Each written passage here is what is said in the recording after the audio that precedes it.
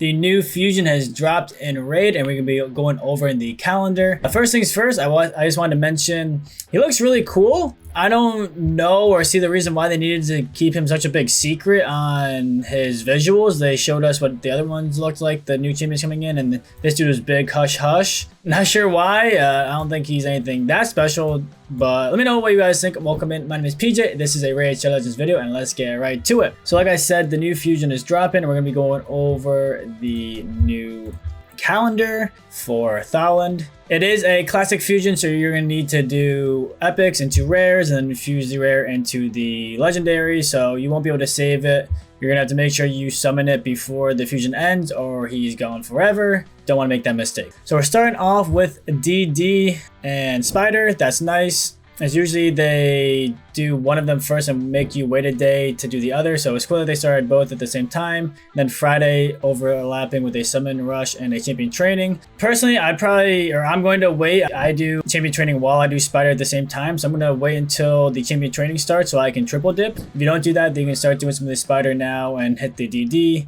It looks like there is going to be a extra epic, so depending on how many points this is, I might go for this. And these kind of fusions, this means that you can skip 4 events, so I could skip, let's see here, it looks like there's 3 Dungeon Divers events. I could skip all 3 DDs and the Champion Chase, which is a lot of resources, a lot of energy saved. So we'll see what that looks like depending on the points, but that could be something you guys might want to look at and do. It's probably going to be around 10-ish sacreds, maybe a little bit more, maybe 10 to 12 sacreds. And as far as the void rares, I feel like they do generally put the void rare points a little bit higher than like normal rares, so don't be surprised if some of the points are a little bit higher. Summon rush, I would say probably around 5 to 7, probably around that, I would say. And then yeah, like 10 to 12 depending on how they're feeling and how valuable they think this champion is. They'll kind of adjust the points. Hold up guys, now is the perfect time to click on my link in the description and get a free Karato as well as 4 more insane free epics as you level up. Here's how to do it. Step 1, log out a player and play on PC and uninstall. Step 2, click the link in the description and register with a brand new email. Step 3, launch raid and complete the tutorial. Step 4, go to the inbox and claim your first champion. Don't miss out on your chance to get a free Karato after signing up, as well as Uugo, Rector Drath, Tagoar, and Mausoleum Mage as you progress through the game. So click on my link right now and let's crush this together. So yeah, like I said, I try to overlap the DD, the Spider, and the champion training as much as possible. Gear enhancement usually takes 15-ish million silver, give or take a little bit more. So there are 1, 2, 3 gear enhancements. So make sure you guys are saving silver for that. You'll also be getting silver while you're doing the Dungeon Diver, so it shouldn't be too bad. Classic Arena, those are really easy. Just try to farm the 1-person defenses. Just keep refreshing. It looks like the Ice Golem, looks like it's not going to really overlap with the first DD, so it's going to be, you're going to do it all in the second DD. Right here, looks like there's a little bit of a lull in the fusion. There's probably going to be some of the new event stuff happening, so there's probably going to be an event dungeon tournament here, maybe some other things going on with the event, maybe a Sand Devil or a Gear Ascension tournament happening. It looks like there is a little bit of a downtime here. So the Ice Golem overlaps with the DD. You're going to get you good for some silver for the gear enhancement. That shouldn't be bad. Then we got the Dragon. I try to do as much farming or food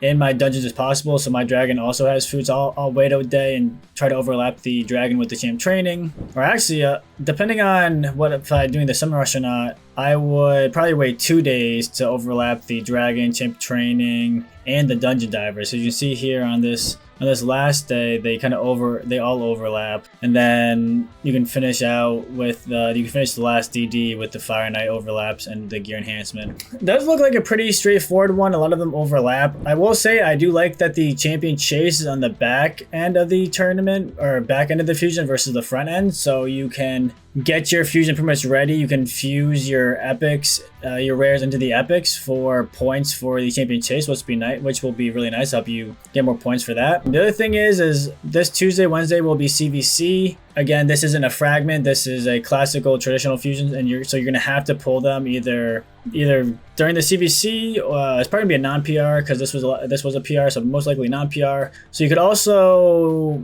do and get it all done during the champion chase and fuse the fusion during the champion chase. You get extra rewards there, depending on what your situation is for CVC, or you could wait for that. But definitely want to make sure you're pulling the fusion, not one where you can keep and save for later. But yeah, pretty straightforward. This is going to be the big mystery, I would say, and I like that it's in the front. A lot of times they have this in the back, so you don't know if you can skip anything or not. And it's just really stressful. It's kind of like you have to go all in or nothing, and that's very scary in these kind of games. So props to them that it's in the front. Depending on how many points it is, I really think I'm gonna debate on doing it. With these kind of events, skipping 4 events, or should I say with this kind of fusion, skipping 4 events is very strong. I would again recommend, if you are going to skip something, the DDs, the dungeon divers, are generally the most expensive for resources. It takes a lot of energy. The other thing you could do was you could skip a champ training. There's been a ton of champion training events right now, so if you're kind of all champion training out, you don't have many brews or don't have many chickens to get champions leveled up,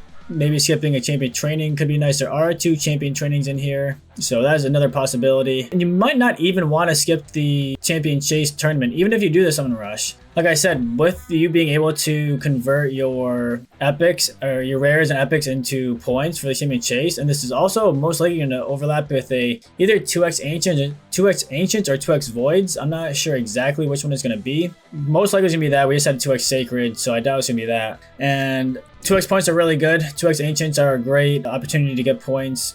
There's generally, if you're a late game, end game player, you get ancients really quickly, and there's not a great event to use them on. So trying to get points for the champion chase and get a fusion at the same time is really nice. Some double dip there. So it really all depends on kind of your account and where you're missing the resources the most. Let's say you have a lot of energy and you might not have a lot of silver, then hey, maybe that you want to do the DDs, but you don't want to do the gear enhancement and skip those. Or vice versa, you have a lot of silver, don't have a lot of energy, skip a dungeon divers, skip a champ training, something like that. If you don't have a lot of shards, or you barely have enough just to get the first one, then you can definitely skip the second champion chase. Never a bad idea. Save up for the next one. You want to pull generally sacreds for the summon rush because it's giving you 500 points every sacred versus pulling sacreds for the champion chase. Champion chase, you're getting points for what you get out of the shard, not what shard you're pulling. So if you pull a sacred and it's an epic, you're getting 250. Whereas summon rush,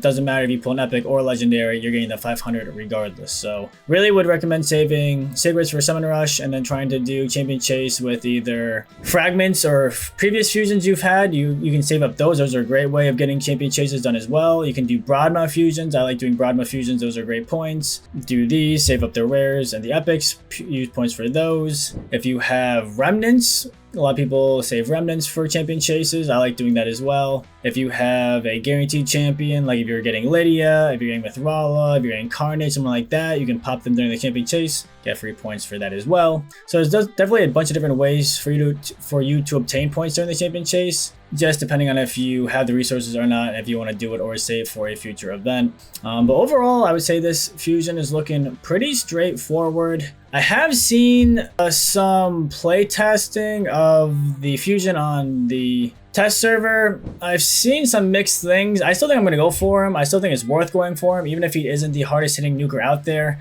I think he's going to be very solid for Faction Wars Hard, which is where I personally was going to always originally use him. I didn't really plan on using him in any of my Hydra or Chimera teams, unless he had like crazy high multipliers and he was out of this world. But generally, I wasn't really thinking of him like that. Personally, I would just want him for Hard Faction Wars, for that 21 stage specifically, where he looks like he's a great counter to the factions or the champions in that stage. They all are Corrupted Alliance, which he's good against. So yeah, I still think I'm going to go for him. I still recommend people going for him. The other thing that we have to keep in mind is that if the multipliers and the community is really down and that upset about him, Plarium always has an opportunity to buff his multipliers or change something about his kit. You never know. They've done that in the past, so just keep that in mind as well. Just because he's not good right now doesn't mean that he won't be good in the future. And if you have the resources, I think it'd be good to go for him and get him, in my opinion. But let me know what you guys think in the comments. If you guys are going for him, if you guys are not going for him, you think this is an easy fusion or if it's going to be a tougher one.